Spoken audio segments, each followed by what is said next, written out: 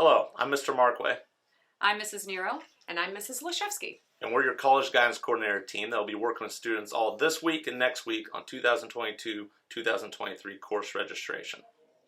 All right, this yellow course selection form goes out to our current sophomores, so they're actually selecting their junior classes for the 2022-23 school year. You'll see up at the top it has that student's religion information as far as what section they're in, their teacher, and their room number, because all these forms will get returned to the religion teacher, not to the guidance counselors, not to the main office, but rather return it to the religion teacher when they have them in class, again, due by February 14th. Let's go ahead and take a look at what are our required courses and our core classes for junior year.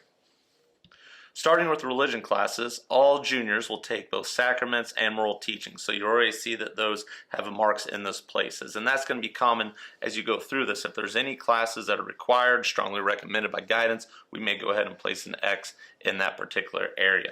Okay, there's also a couple other religion options that become available to juniors. For example, social justice for college credit. It has a guidance initial on it, which means I met the prerequisite to take it. I can sign up for that one, or apologetics as well. So this is the first year as far as a student's high school career where they get multiple options outside of just the requirements in the religion classes.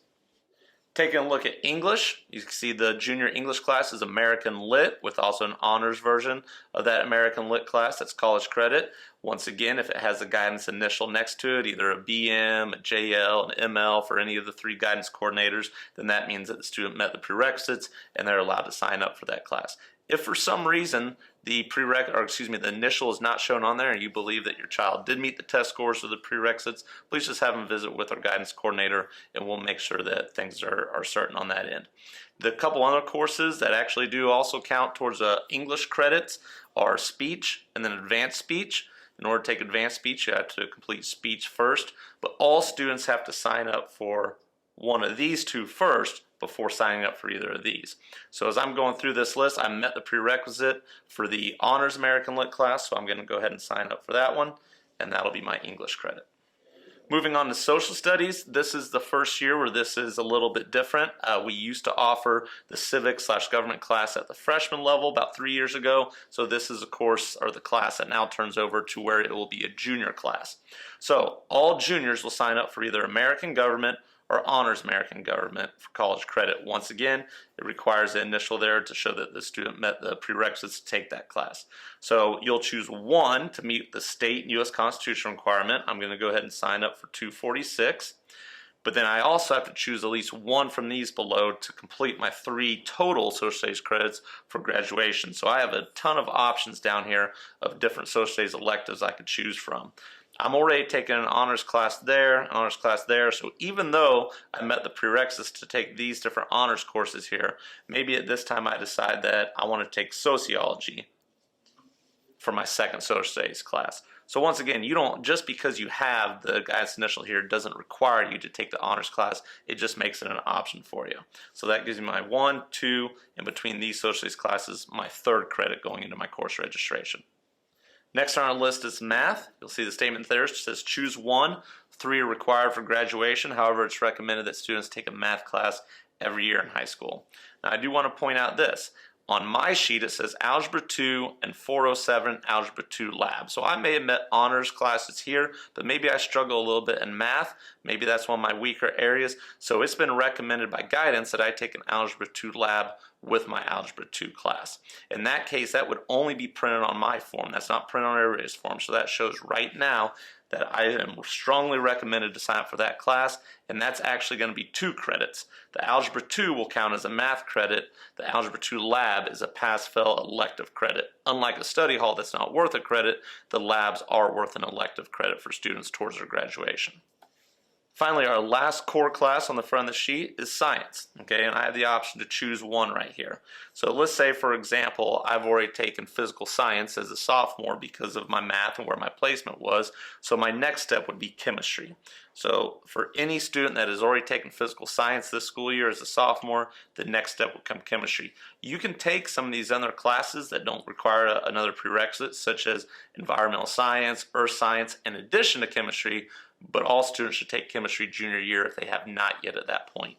So when we cover the front of the sheet, that gives me 1, 2, 3 for social studies, 4 or 5 because I'm taking a lab in math, and 6 credits on the front side. All students at St. Dominic sign up for 8 total credits. So as we move to the back side of study halls, elective choices here, we're going to try to fill those last 2 credits. On the back side of the yellow form, you'll see the Study 01, Study 02 for study hall options. So once again, as most students know, these are not worth a credit. However, they do replace a class during that specific semester. So even though it's not counting as a credit, we count it as one of the 8 as far as signing up on the form. So in this case, as I said on the front, I had 6 credits total here. As a student, I might want to go ahead and take a full year study hall. That's going to put me at 7 now for a half and a half to get me to 7 credits. And now I'm going to look for my final credit as I go down here. These statements here are specific to your child's form. So going through a world language, it says it's recommended that students take 2 consecutive years. So if I did Spanish 1 and Spanish 2, I don't have to continue on with the world language, but I certainly have that option to. Visual and performing arts, it says you have already completed the required amount of fine arts for graduation. So once again, I don't have to take any area in here for graduation credits, but I'm certainly welcome to take any of these courses. And then as I go down to practical arts, it says you must still complete a half credit of the practical art for graduation. So seeing as I'm about to be a junior in this specific form, I might want to go ahead and take care of that half credit requirement. So I'm looking at marketing, business law, okay? I'm going to look at marketing as my choice here.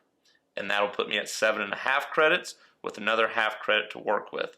So as I go back through the form and see PE, I've already taken PE and health. I have these Project Lead the Way classes, but they're all full year classes, so that wouldn't fit my half credit remaining. And then I get down here to some elective options. Leadership, for example, doesn't have a prerequisite of a guidance initial or anything needed there. The plus sign says it's dual credit class, so that might be a great option for me to earn some dual credit. So I'm going to go ahead and take that, and that becomes my 8th credit on the form. All right, finally, the last step on the form is to select 3 alternate courses. Guidance is going to do everything they can to make sure you get your top 8 selections there, but just in case, we want to make sure we have some backup options here available to us. So as I look back through the form, knowing I need still a half credit of a practical art, let's say that marketing class doesn't work out, I might go ahead and sign up for 743 as an alternate class for my practical art.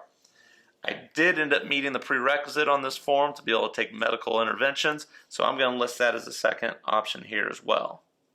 And then finally, because these classes may interest me on some electives, some creative writing, film studies, I think I'll sign up for 159 film studies as my 3rd alternate choice. And then the last step is just simply to have the student sign it, date it, have your parents sign it, return it to the religion teacher, as it's shown on the front here. And then finally, the last thing is to make sure the registration, the $300 registration fee is paid online, and that link will be sent out to families later on this week.